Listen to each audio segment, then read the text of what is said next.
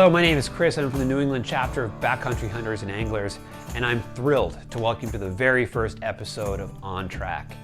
Here we'll cover the news, events, and relevant information for the BHA community here in New England. Now, generally episodes will be short and punchy, but this first one's going to be a bit longer. Frankly, we've got a lot to get you on track with. So let's get to it. At the time of this recording, we are on the cusp of passing the largest public lands access and conservation bill in decades, and the time for action is right now. We need your help in urging lawmakers to support the Great American Outdoors Act, legislation that will permanently fund the Land and Water Conservation Fund and address the growing maintenance backlogs on our public lands and waters. There are a number of ways you can take action: calling your congressman, writing to your congressman, emailing them. But the first step is to head over to backcountryhunters.org and learn more about the issue and who to contact. Also on the national front, a whole new Hike to Hunt is now underway with a number of different ways to win some great prizes from our national partners. Also head over to the BHA website for more details and to register. Without in-person events taking place this spring, the chapter relied on a number of virtual events to continue to engage the community. The Original Naturalist was a month-long BioBlitz event that utilized the app iNaturalist. Thousands of plant, animal, and fungi identifications were made as part of the project, with members collecting data from nearly every corner of New England. Congratulations to all the members who took home BHA merchandise for their efforts. A number of Zoom events have also taken place, most notably a turkey hunting conversation with a lead turkey biologist in Vermont and a number of NWTF members. If you missed that, you can find the event recording on our chapter's YouTube page. 2 additional virtual events are scheduled for the next month. On June 25th, we'll be talking all things wild game cooking with Hunt to Eat ambassador and Onyx field staffer Rich Malloy. It's going to be a great conversation, so tune in if you have venison in the freezer.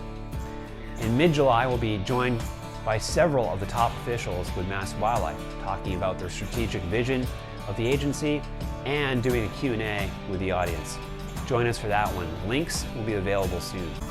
The Connecticut state leadership team recently caught wind that the town of Waterford was considering purchasing a piece of critical habitat that borders Alewife Cove. They jumped into action and submitted testimony to the Waterford Representatives meeting supporting the acquisition, with an emphasis on habitat protection and public access. Later in that same meeting, the town voted unanimously to move forward on the purchase. While not a huge parcel, sometimes here in the East, it's all about location. It's hard to believe, but New England is losing 65 acres of forest every day to development. Conservation matters, particularly of high-value habitat in stretches of contiguous forest.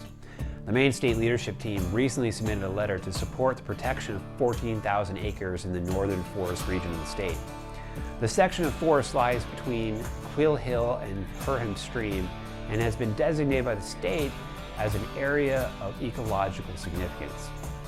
From that ecological standpoint, protecting these acres will be an unquestioned boon for the fish and wildlife, including species like pine marten, Canada lynx, Atlantic salmon, brook trout, Bicknell's thrush, and many others. Massachusetts has been one of the hardest hit states in the country during the COVID-19 pandemic. So having the ability to spend time in the woods and on the water has been critical for purposes of recreation, exercise, and mental clarity. Fortunately, most of the state's public lands have been open for socially distanced recreational activities, but that came with an influx of users. And with access in some areas already limited, there was some concern the state could make changes, particularly as the summer beach season drew closer. Late April, the Governor Baker administration formed the Reopening Advisory Board, which sought feedback from various constituencies from across the state. Representing BHA, members of the Massachusetts SLT submitted testimony calling for public properties to remain open and to continue to give the state agencies tasked with protecting those places the resources that they needed to do the job. The big game captive hunting issue continues to be on the radar for the Rhode Island team. A bill to ban captive hunting of cervids is currently stalled for the rest of the year, but the chapter is continuing to work with the legislature and Department of Environmental Management.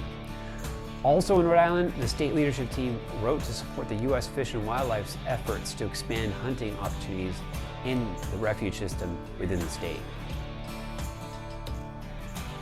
New Hampshire BHA member Rich Collins joined his buddy Clay Groves to speak to author John Gierach for the Fish Nerds podcast. John is a prolific writer and an old-school fly fisherman who just released Dumb Luck and the Kindness of Strangers. Check it out, The Conversation, wherever you get your podcasts. This spring, Vermont saw an increase in the usage of public recreation areas throughout the state, with some properties seeing a 68% increase in the number of visitors. With the increase came additional litter on these properties. And without the ability to host chapter work days to combat the problem, the COVID cleanup initiative was kicked off. Since then, members have been out doing their part while out on public land. The chapter invites you to continue the effort and use the hashtag BHA COVID cleanup on the socials. Do you want more public land? Chapter board member Matt Breton does too. He wrote a commentary that appeared on the Vermont news website, Vermont Digger. In his piece, he addresses the questions: how do we ensure that all Vermonters, both newcomers and old-timers, have equitable access to these green mountains and deepen their connection with nature? And how do we keep green spaces that allow all Vermonters the room to roam? Take a look at the article. If you agree, consider writing a letter to the editor of your local newspaper, or maybe reach out to an elected official like Governor Scott or your local legislators and let them know. Hey, thank you very much for watching the first episode of On Track. We hope you're all caught up with what's going on here in New England. We'll be back soon with some new content, but in the meantime, stay connected with us on Facebook, Instagram, and on YouTube.